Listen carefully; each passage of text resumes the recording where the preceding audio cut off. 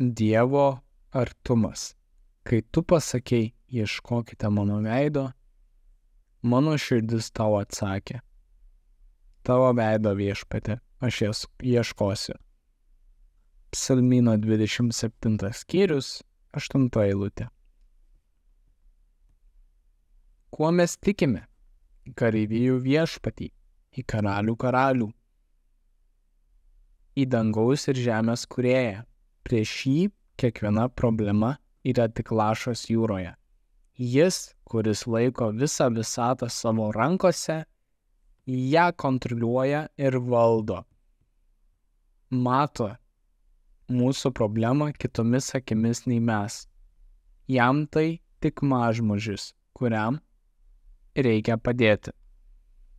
Tačiau jis nori, kad jo vaikai būtų arti jo. Jo akivaizdoje jie neturėtų kaltinti ir ginčytis tarpusavyje. Jie neturėtų būti paskendę rūpesčiuose ir nerime. Jie turėtų džiaugtis savo Dievu. Štai kodėl turėtume vis iš naujo kreiptis į Dievą, ateiti pas jį tyloje, šlovinti jį bendrystėje, atrasti jo prigimtį Biblijoje ir gauti atsakymus maldoje. Gražu žvelgti į jį tyloje ir būti saugiam jame. Tai pripildo širdį ramybės. Ši būsena turėtų tapti nuolatinė ir neapsiriboti 5 minutėmis per dieną. Taigi, pradėkite tai daryti iš pat ryto. Gražu išnaudoti laiką važiuojant automobiliu ir klausyti šlovinimo muzikos. Tada galite nuostabiai melstis ir šlovinti Jėzų. Tada jis yra arti manęs. Ši muzika priartina mūsų širdis prie Dievo.